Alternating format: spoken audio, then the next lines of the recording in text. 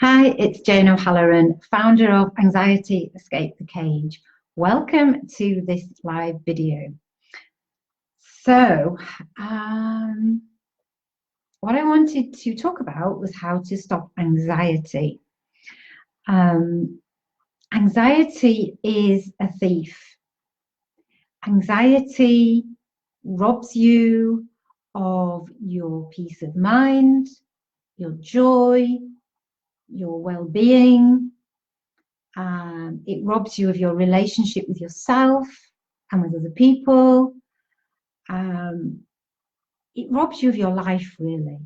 It is, um, yeah, it's, it takes over. It takes over. And I know about this because I too suffered with acute anxiety and depression for many years. And I know how that feels.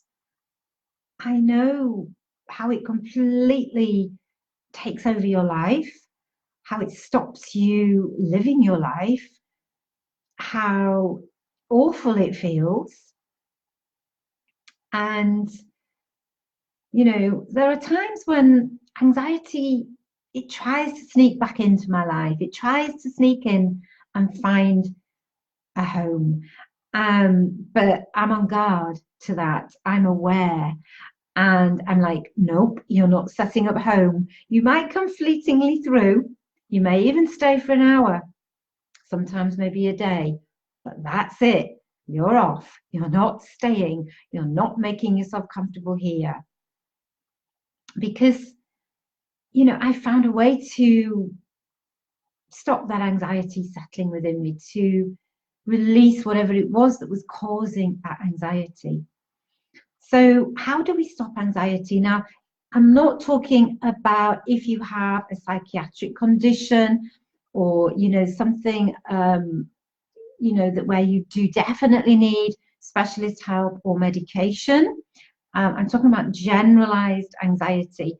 And you may need medication as well. I mean, I did have medication for a while and it helped me sort of get onto an even keel and then start to work towards my full recovery. So I'm not against medication at all. There is a place for it, but it's not the only tool we have. And it's not ideal by any means. So how do we stop anxiety? Well, it's difficult, isn't it? It's not an easy answer. And I have not got a magic wand. I wish I did. I wish I had a magic wand and just say, okay, stop anxiety. But I have many tools and techniques. I have a lot of knowledge and awareness that I can share with others. And I thought it might be useful to start with looking at how we tick as adults.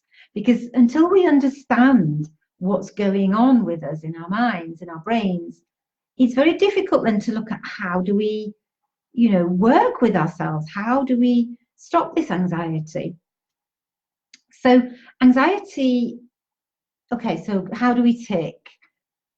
So as young children, we are like a sponge. We absorb everything around us. We absorb ideas and thoughts and beliefs and concepts. We observe behavior and we've got no filter. We've got no protection against this. We just absorb it. I think up until the age of 7, our brains are in a certain operate at a certain frequency, which means we just take everything in. And it's obviously we're designed that way so that we can learn as much as possible. The problem is it depends on our experience as that child. So, all those ideas and concepts and beliefs and faulty ideas, faulty thinking that's probably been passed down to generations that's around us in society, we just absorb that. And there's more and more of it around, I would say. Because it's like, when I was a kid, I always wanted to be really tall and have long blonde hair. Now, obviously you can see that I'm dark. You can't see because I'm sitting down, but I'm actually 5'2", so I'm not very tall. But as a kid, I was like, I really wanted to be really tall and have long blonde hair. Now, nobody told me that. Nobody said you must look like this. So where did I get that from?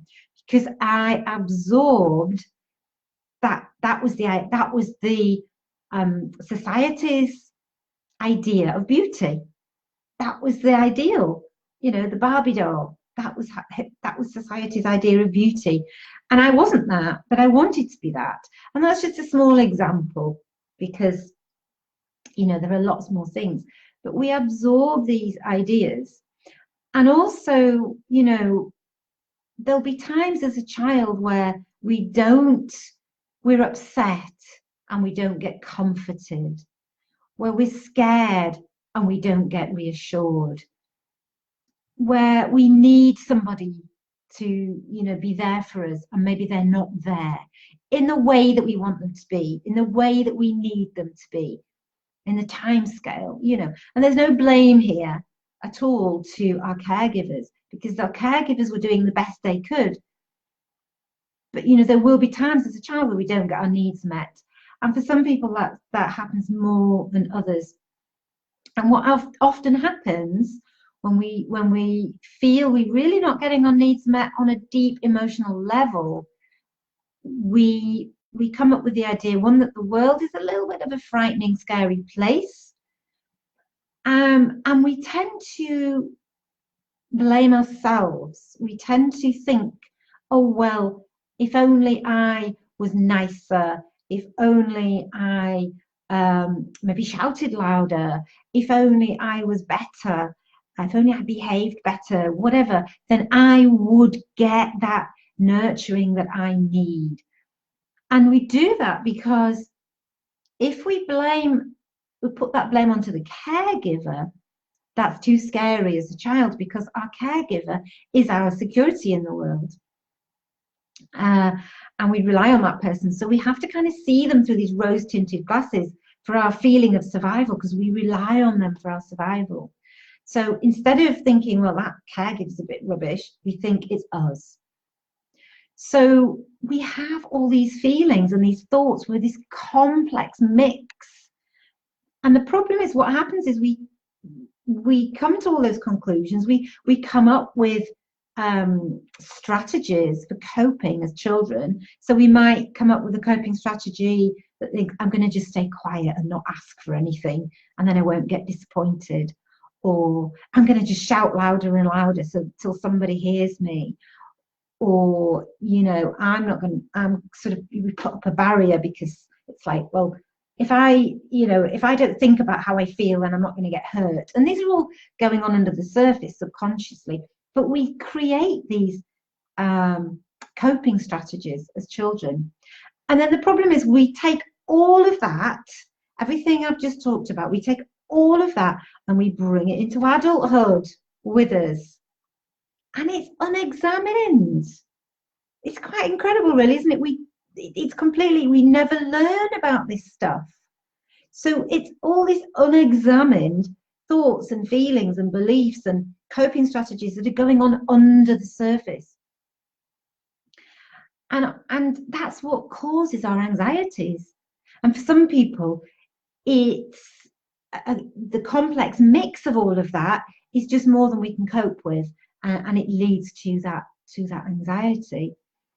It's crazy, isn't it? Really think, why do we not learn about this? Why do we not realize this? Why don't we not work with this? But we don't. And it's like, I keep coming back to car analogies, I don't know why, but it is like, imagine you have no idea how to drive a car, and you're suddenly in a car and you're driving down the motorway. And it's like, oh my God, I have no idea how to drive this car, but it's moving forward. I don't know how to use the gears. I'm not sure what to do. It's going to be luck if I ever get there, get anywhere. It'd be luck if I get out of here alive. There's that feeling of being out of control. And often with anxiety, what I hear from people and what I know from my own experience is that there is that feeling of being out of control. And we don't know, we don't understand what's going on within us. All we know is we feel anxious, we feel fearful. It seems illogical, irrational, it can be totally irrational fears. I've said before, and I had a totally irrational fear of being able to cook meals. It seemed completely irrational. I'm terrified of putting something into the oven, of creating a meal. It just panicked me to death until I kind of realized that it was, it came back to this feeling of worrying that I was not good enough to be able to take care of my family. And for me, food became a big part of that, not being able to provide for my family, not being able to cook a meal for my family. So, once it was unpacked, it kind of made sense. At the time, it was like, this really doesn't make sense. And the other thing that can happen is that we bring all these things forward into our adult life, and we're kind of okay, we're kind of managing okay with it. But a change in our life can trigger it. And unsuspecting, for me, it was like, whoa, where did that come from? So it's kind of okay. And for me, it was when I went away to university, when I was living on my own, and it was all a big change. I was like, oh, this anxiety, it came up, it triggered all that stuff within me, but I hadn't a clue what was going on. I was like, I just felt anxious. What is it? And I ended up leaving, to be honest. And then the next trigger for me was having children. Again, a big change. You're responsible for another another human being, and your hormones all over the place and all of that. And for me, again, that triggered a massive anxiety, a massive feeling of depression.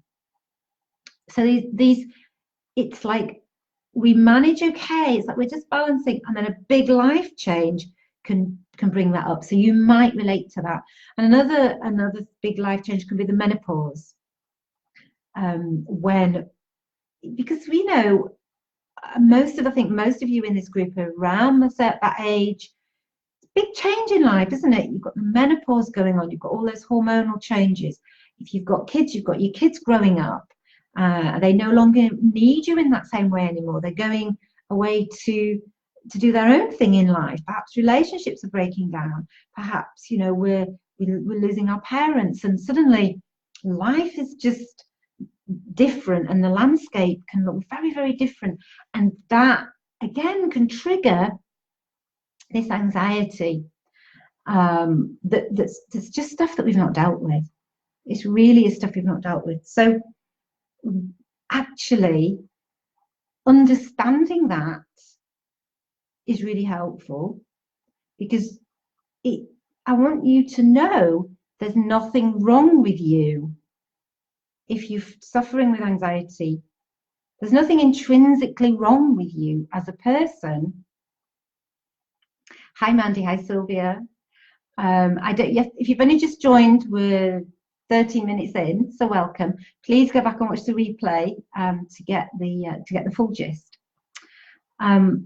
So as I was saying, is that I was talking about how we tick and how we bring our insecurities and beliefs and concepts and things from childhood, we bring them into adulthood unexamined, and we might be okay for a while, and then something happens, a change in life, and it triggered all that stuff that was already there from when we were a child, from the beliefs, whatever we absorbed as children. And do watch the beginning of this, because I talk more about that. And yeah, so midlife, menopause, children growing up, moving away, relationships, parents, everything's changing. It can trigger a massive anxiety. But as I was saying, I want you to understand that there is nothing intrinsically wrong with you at all. It's a reaction. It's a reaction to what has been going on in your life, to probably the first few years of your life and your experiences then, and what you absorbed and what you believed, and your coping mechanisms, and when you didn't get your needs met, I talked about this earlier, you can blame yourself. it's all of that that is being triggered. So it's helpful to understand that, so that you can think, you know, that there's nothing intrinsically wrong with you. It's not blaming yourself. It's not thinking, what on earth is wrong with me?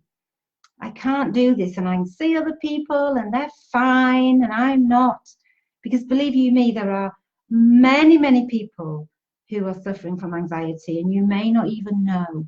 I believe that there are more people in our Western society, certainly, with mental health issues than not.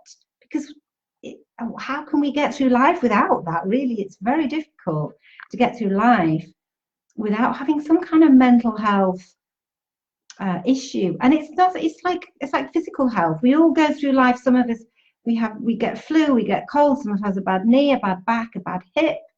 We don't get through life generally without physical issues. Why do we think our mental health is any different? Especially when it's not talked about, we don't learn about it, it's not addressed, it's not looked at. So it's not really surprising that so many people have some mental health challenge. But we often think it's just us, everyone else is fine. So understanding is that first point. And then, you know, I definitely think talking therapies can be really useful to help unpack all of that. And for me, it was very useful. But I think sometimes it doesn't quite get to the whole of the issue, certainly for me, because we're more than just a mind, we're a body. And I believe we are, there's a spiritual aspect to us, whatever that is, that higher power, in whatever way you believe that to be. We're more than just blobs of, you know, the physical body and the mind, and we're more than that. We have an amazing connection with each other, with nature, with the universe. So there's so much more to us than just the mind, and it's all linked. And what worked for me, what was a real game changer for me, was working with the body and the mind and the spirit together holistically as a whole thing.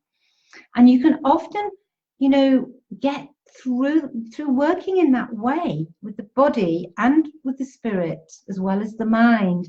You can access deep-seated emotions that you can't always get to by just talking. Because by talking, and yes, and I absolutely agree that you know, talking therapies are very, very helpful and useful. I'm not putting them down at all.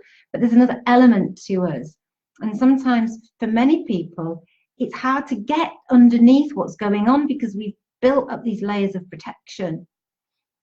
So by accessing that through the body and through the energy fields of the body, the way energy moves through the body, we can access those deep-seated emotions and start to shift them.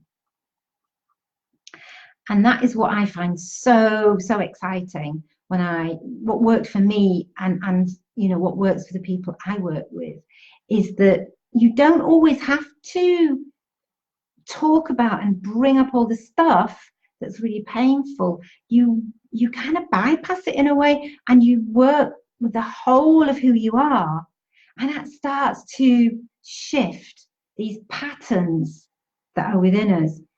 And you know, what I realized was that the ancient science of yoga has the blueprint for that. The ancient yogis, the original yogis who downloaded this wisdom, they knew how the body and the mind tick. So as I was talking about earlier, looking at how we tick, they know how we tick.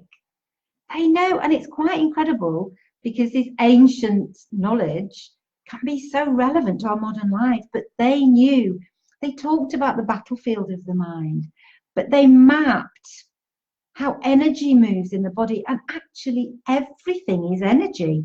Emotions is energy in motion. Our thoughts are energy. Our body is made up of atoms that are moving around. It's all energy. So rather than looking at it as a mind and a body and everything else, and I'm separate mind and body, and you're a separate mind and body, and you're a separate mind and body, we're all energy. We're all connected. So, and this is what ancient yoga, the ancient science of yoga, knows. It knows this, and not only does it know how we tick and how we're made and how we act and think and behave, it knows what to do to balance all of that. So why not follow that and work with that?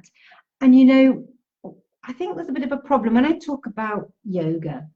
Often in the West, and not always, yoga can be seen as a bit of a gym activity. And I'm not talking about that. I'm not talking about getting into lots of different poses. I'm not even talking about a weekly yoga class, even though that's really helpful.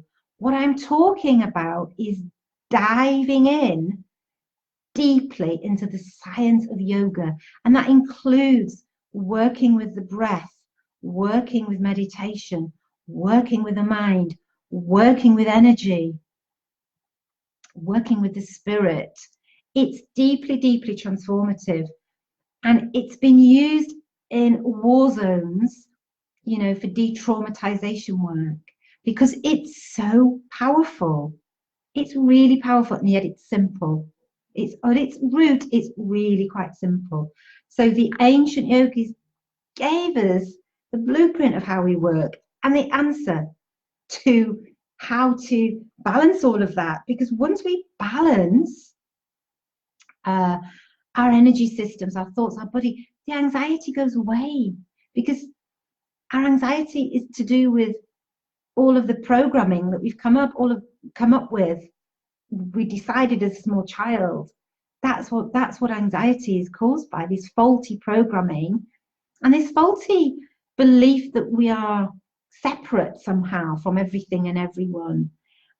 And once we realize who we really are and how to balance all of that, the anxiety goes away. It's incredible. And, you know, I can be a testament to that, and my students. And sometimes it's like, how really does it work? I actually, you know, I understand it and I understand the science, but there's still a little bit of mystery there, a bit of magic. It's like, how does it work? It blooming does work. And the other element, as well as all of that, is that we all need to be loved and valued and feel secure. And I think, you know, there was a sense that there is a sense maybe that as adults we don't need that anymore. Children need loving and nurturing, and they need to feel secure. But as we're adults, perhaps we don't need that anymore. But we do. We really need to feel loved and valued. And that's what and I've talked about this before, but that's what I got from my teachers. They shone that light of love on me. And at first I was like, oh, what's this? Why is everybody being so nice to me? Why are they all telling me how beautiful and amazing I am? They don't even know me.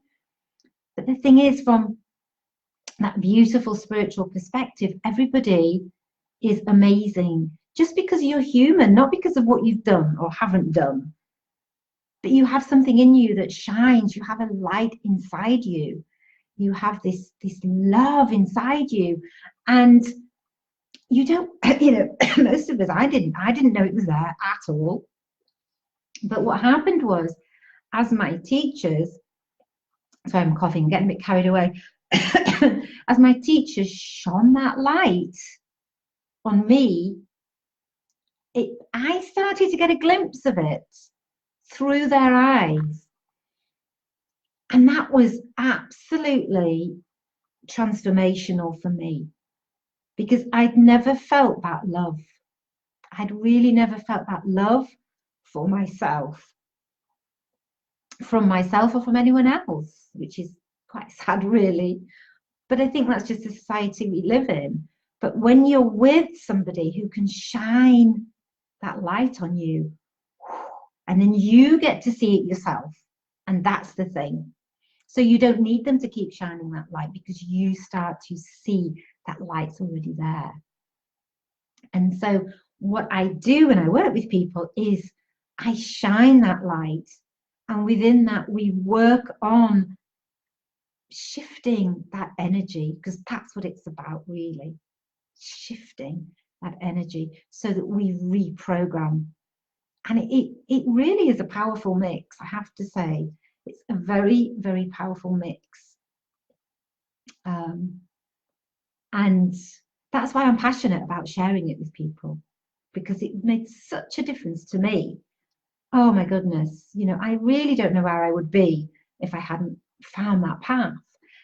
And it might not be for everybody, I agree. But you know, if you resonate with that idea, if you're open to it, it's worth a go. Because if you're open to it and it's there, it's going to happen. It's going to happen. You know, and you know, it's just it's like this weight just drops away from you, and the worries drop away. And don't get me wrong, life has its challenges, and I'm not like floating around all the time in this space of love and peace. But I sure know how to get back to that space of love and peace. And I know that when I'm not in there, or when I'm feeling, you know, these anxious or upsetting emotions, they pass so much more quickly, because you just allow them to go through you. You release that resistance. What you resist, you know, persists, doesn't it? And when we resist that, we make it worse. So we learn, relax and let it flow through you. And it's what it is, what I tell my students is that you might do these practices once, think great, it feels good, but no big change. Twice, 3 times, it starts to build. It's like building a rope, each strand.